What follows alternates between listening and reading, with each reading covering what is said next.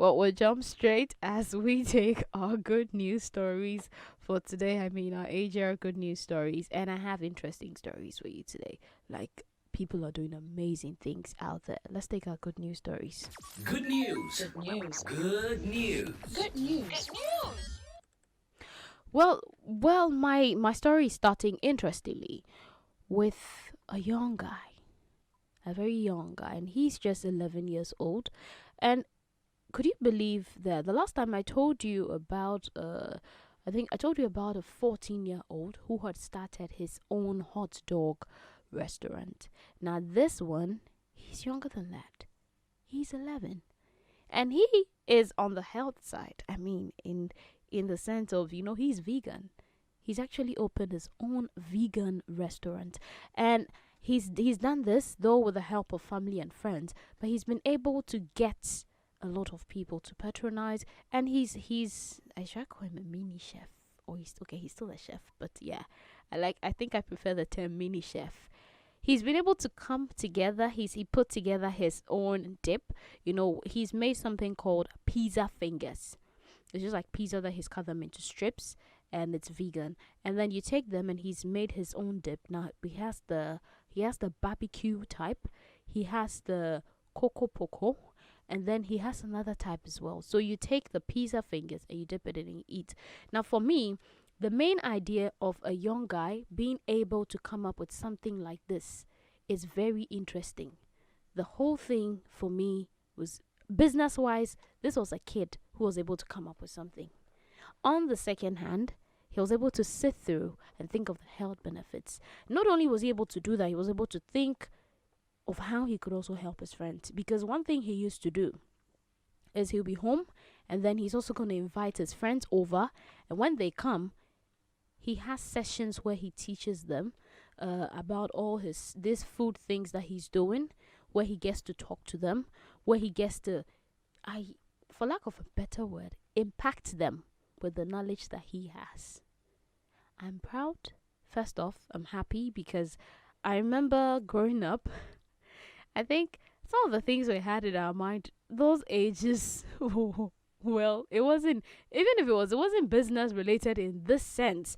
And to the point of being able to actually realize it, put it together, and see it come or bear fruit is a big feat for me.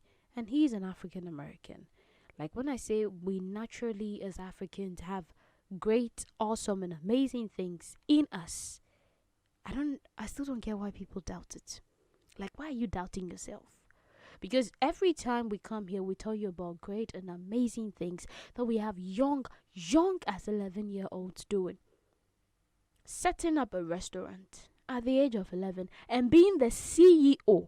That means he's going to be in charge of the affairs, the management, the running. He's going to, on a daily basis, have to know about what goes in and what comes out. He has to understand the business side of things as well as the kitchen side of things. I was very happy and I was excited when I came across this story, and I was just asking myself, what were we thinking about when we were growing? Because I remember there was a time when I and my siblings, we used to live in the place. It's clay, this red clay, red soil, and you go pick some up and you come, and we literally had to go dig it because it was stuck, on the ground, and it was very hard. So you go with a shovel, a pickaxe, or a hoe, whatever you can find, whatever you can use to dig it out. Then you go dig it out, you bring it. Because of the hard nature, you actually put it in a bowl, allow water, put it in water in a bowl, and then allow the water to seep in for like a day or two. Then after the second day, it naturally softens. So after it softens up, now the only thing that we do is pick it up and put it on a flat cardboard, and then we beat it into a pulp. After which we start molding little items out of it. These are items that we loved, we envisaged in our mind, and these are items that for us then we didn't have, like a television. So you make a small TV set out of a clay.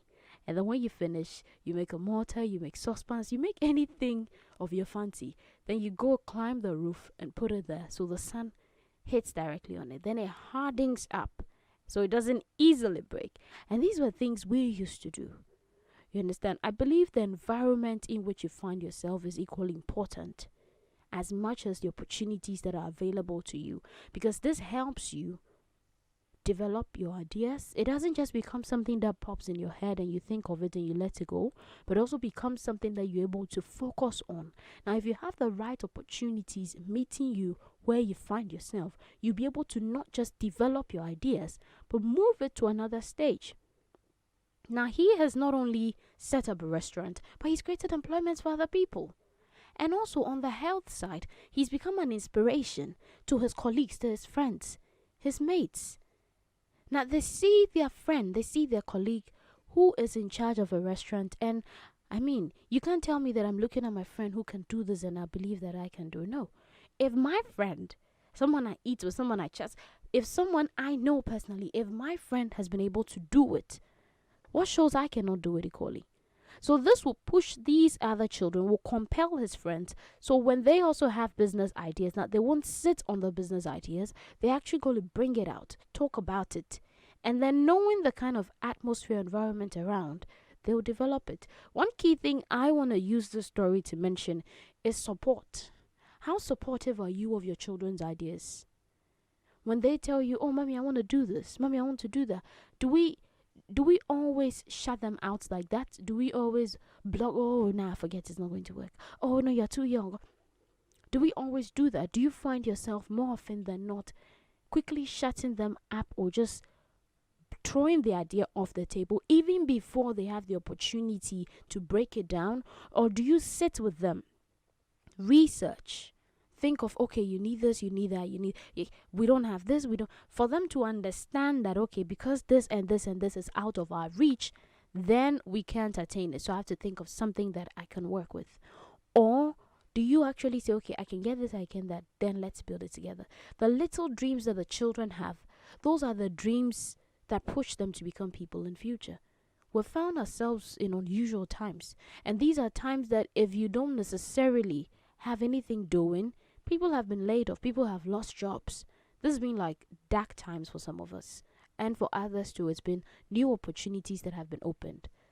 So I just want us to pick from this story and then, inspire us. Today when you're home, today when you go home and your little boy comes to you, your little girl comes to you about a business idea or something she wants to do to make money, don't push her off. Listen to her and help her find her feet on it. Now, before we move on to the next story, his name is Omari McQueen. Omari McQueen, and he's a young entrepreneur from London in England. And he's actually considered to be the youngest award-winning vegan chef in the country. So not only is he's actually winning awards, you can check out his website, www.dipalicious.com. Dipalicious, DIPALICIOUS, Dipalicious.com. Now, he was only 8 years old when he started his career as a vegan chef on his own YouTube channel. You can also go to YouTube and see how he makes his pizza and the pizza fingers that I mentioned to you. Now, he won some awards. He won the True Little Hero Award for being the Entrepreneur Hero Under 12 in 2018, which was given by Cause for Children Limited. He also won the Compassionate Kids Award in recognition of his entrepreneurial flair to help animals, as well as Proud and Gifted Award for being a vegan chef and a youth empowerment speaker who is always encouraging other children to become entrepreneurs.